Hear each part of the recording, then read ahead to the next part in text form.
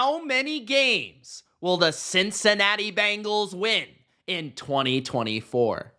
What's going on, Bengals fans? It's Mitch here, back with another NFL record prediction video. You guys know I'm really high on Cincinnati this year. I feel like it's bounce back season for Burrow and the boys, Burrow and the Bengals. Will they be big time in 2024? How great will the Bengals bounce back be? How many games will they win? Will they win the AFC North? What seed will they have in the AFC playoffs? Those questions answered in this video. Gronk, spike the like button. Don't forget to subscribe for more NFL content and record predictions for all 32 teams, including the rest of the AFC North, just like this. And get in the comments and let me know if you agree or disagree with my opinion on the Bengals for 2024, their schedule, how many games they'll win, what their record will be. Let me know in the comments. Let's get to it, man. Let's discuss. Let's preview the Bengals 2024 schedule. It all begins with my beloved Patriots. But unfortunately for my beloved Patriots, they take on a chip on the shoulder, Joe Burrow and the Bengals. And my beloved Patriots will not see it coming. This could be bad. But the Bengals should win. Now, here's the thing. For Bengals fans out there, what you should be looking forward to is playing a really good defense. New England is not a very good offensive team, but they do have a very good defense. And if you're Joe Burrow, you want to see his health. As a fan, you want to see how good he looks. You want to see how he's throwing that ball. You want to see how the rhythm of the offense is taking shape. And this is a good defense to test yourself against. This is also a team that, even if your offense is not performing at all cylinders, could still win in a defensive battle. Considering your chemistry, considering you're at home, considering the Patriots have a new coach, likely a new quarterback no matter who they play, and a new offensive coordinator, this is going to be a really tough one for the Patriots to win on the road. So I got the Bengals there. Now, one thing that stands out about the Bengals schedule, they play some of the weakest teams in the NFL early in the calendar. And I think the NFL has given the Bengals just about the easiest start, or one of the easiest starts that I have seen. It is a very smooth operation, a very smooth ride to begin the season. I mean, they play the Patriots at home in week 1. And like I just explained, a lot of reasons why it's advantageous. Then they play Monday Night Football at home. It doesn't really get, any bigger of an advantage in terms of primetime on Monday night at home than that spot against a rookie quarterback on the road with a bad offensive line. Okay. Then they play Carolina, one of the worst teams in the league, the worst team in football the last 2 years in a row. They play the Giants in week 6. I guess that's a little bit tougher because it's in New York. But I mean, the first 6 weeks, you play 4 of the worst teams in the NFL. 4 of the worst quarterbacks in the NFL. Now, you do mix in the Chiefs. You do mix in the Ravens. Difficult games. But man, the Bengals schedule is pretty advantageous. So getting back, I think that the Bengals will beat the Commanders on Monday night at home. Jaden Daniels versus Joe Burrow, LSU legend storyline, but I think it's going to be the Bengals defense that really shows up in this game and gives Jaden Daniels and that offensive line a tough ride. I also believe that the Commanders don't have much to stop the Bengals. In week 4, I think the Bengals will take care of business against Carolina. I could see Big Lou giving Bryce Young a really tough time. I do think Carolina's improved at guard, on the offensive line, at wide receiver with Deontay and Leggett. I do think overall they've made some improvements. They'll be a slightly better team. They won't be a laughingstock, but their defense is pretty weak, and I could see that being a big Jamar Chase, a big T. Higgins game, especially in Carolina, T. Higgins, right? So I could see that one happening, and Burrow really having a huge game there. I could see Burrow back-to-back weeks here being like AFC Player of the Week type material, week 3, week 4. They play the Giants in week 6. I think they'll beat the Giants, okay? The Giants, I don't really know what to make of them entirely, 100%. Like, yeah, Brian Daboll's not a bad coach. I don't think their defensive coordinator's all that bad, by the way. Former Titan defensive coordinator, so there will be some familiarity between the Giants and the Bengals. The one thing to look out with that game is the pass rush of the Giants is legit. So that is a game on the road that could be a little sneaky, where the Bengals, if they're not paying attention, P's and Q's, they could maybe slip up there if Daniel Jones has a good day. But I just don't really buy the Giants' offense to be able to consistently, keep up with the Bengals, especially considering the Bengals' receiving core against the Giants' secondary is a bit of a mismatch as long as they can hold up in protection. All right, so back to the big games. Got the Chiefs in week 2. I'm leaning the Bengals. Now, it is an Arrowhead, but they've often called Arrowhead Burrowhead for a reason. The Bengals are not afraid of the Chiefs. The Chiefs will have a 10-day rest week, so I don't know what you would call it. I guess 10 days rest, an extended week, whatever you would call it. But the Chiefs, I think a couple issues for them. Early in the year, I think they're going to be having to figure out who their left tackle is, right? It's not a good situation right now.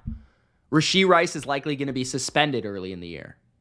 L'Jarius Sneed being gone is going to make them question their coverage and their cornerback group. And how that is going to affect this game is pretty impactful because Jamar Chase, T. Higgins, right? The Bengals have typically ran the ball well against the Chiefs. I think they can in this game, given their offensive line has improved with Trent Brown. I think the Bengals have the recipe to control the ball, to make enough explosive plays in the passing game, and a good defensive scheme to be able to slow down and outscore the Chiefs in their building. Plus, it won't be like super cold or really like crazy weather because it's in September. Week 5, I got the Bengals beating the Ravens. I know. It's crazy. Call me crazy. I got the Bengals starting 6-0 this NFL season. I think they're going to beat the Ravens at home, and similar issues with the Ravens. The Bengals, I think one of the low-key good things about the Bengals, they have as much chemistry as really any contender in football. When you look at their roster and how it stayed the same largely from like 2021 until now, there's not many teams that could say they have, about the same chemistry as the Bengals. Season upon season, layered, right? Offense and defense and coaching staff, pretty well synced up. The Ravens are going to have a few new offensive linemen early in the year. They're going to have a new defensive coordinator early in the year. They're going to have new starters at linebacker, new starters at safety, new starters at corner, new starters at the edge position. There is a lot of new. So, although it's week 5 and it's not like week 1, I still think that matters, and it's also in Cincinnati. I'm just hoping for a season where the Bengals and the Ravens both have their starting quarterback for the entire year. Because I want to see more Lamar versus Burrow. We don't get to see it that much.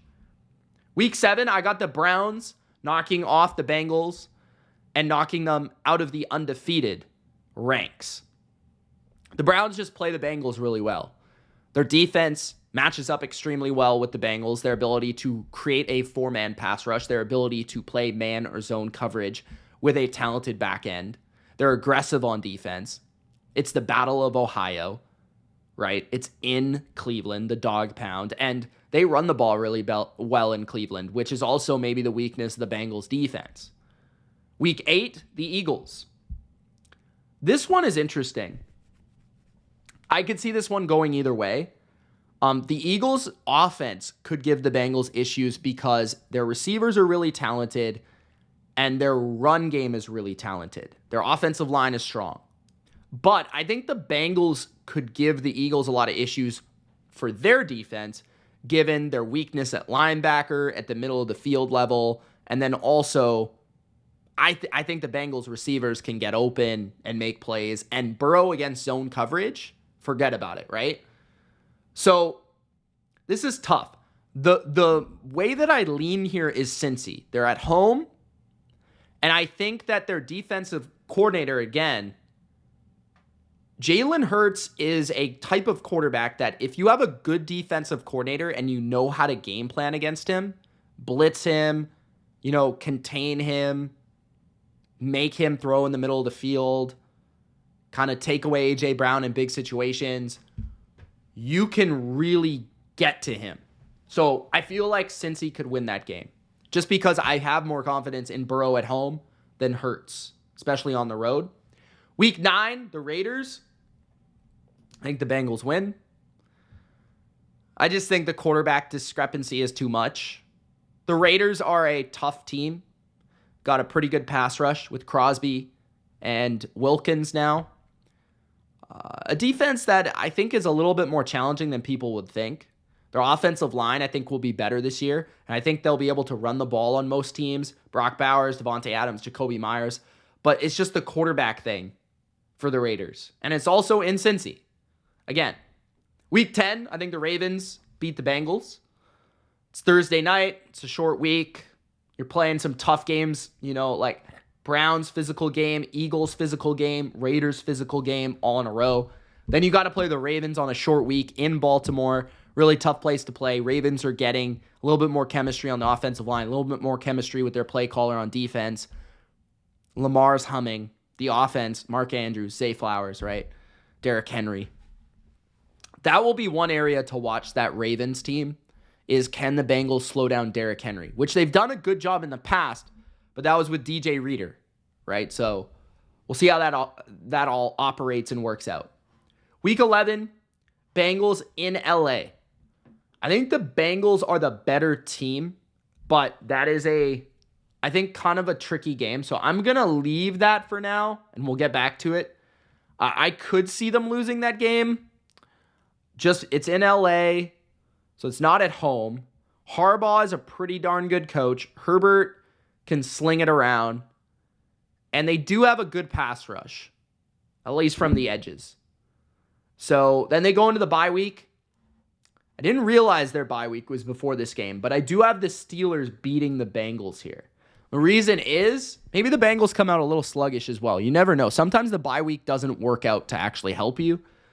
But the reason is the Steelers do have, I think, a 10-day rest, so it's not like they're really getting a huge edge, the Bengals, before this game.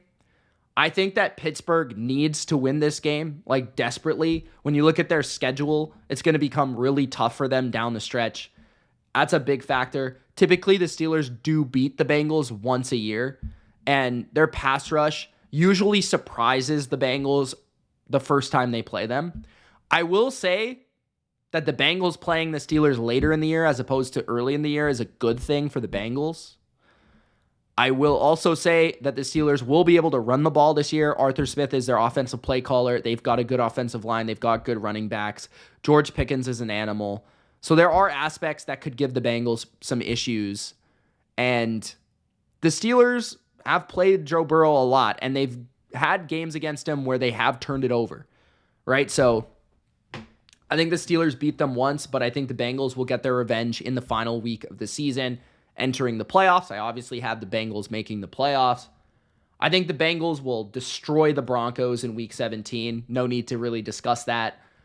I think that the Bengals will beat the Cowboys on Monday Night Football in Dallas, although that could be a tough game. I mean, that could be a bit of a shootout. The Cowboys do have a good pass rush. They can get after Burrow, but I think it could be a bit of a shootout. Again, I think both teams could be going back and forth here, toe-to-toe. The Cowboys certainly can throw the football. CeeDee Lamb's going to be a challenge. So that's going to be a good game, but I slightly lean towards the Bengals. Week 15, Tennessee. Don't sleep on them, but I got the Bengals. Week 16, I got the Bengals. So what do I want to do here? I got them only losing 3. I might have to give them one more loss because, I don't know, 3 is not enough. You know what? Let's have them lose to the Cowboys. I actually kind of think the Cowboys is a tough matchup for the Bengals. And then let's have them beat the Chargers. So that would mean they're 13-4, which is pretty darn good. I mean, I don't think the Bengals have ever been better than 13-4. This is a pretty easy schedule, though, considering other teams' schedules, especially within their division. But I have them splitting with their division. I have them losing the Cowboys, and that's about it, right? Yeah. Like, you could obviously see them lose to the Chiefs. They could lose to the Eagles. I brought up the Chargers could be tricky. But the thing with the Chargers is they don't really have any weapons. And I don't think their secondary can hang with the Bengals. So, yeah, I think that's accurate. I think 13-4 is pretty darn accurate. You guys let me know in the comments what you think. I think as long as they're healthy, the Bengals should be one of the best teams in the AFC. They might even be the number 1 seed based on this schedule. I think the Chiefs, maybe one other team, will be their top competition for that number 1 seed. Let me know in the comments, guys, what you think, Bengals fans. Appreciate the love. Appreciate the passion. Thanks for watching. Gronk spiked the like button. We'll see you in the next record prediction video. Peace.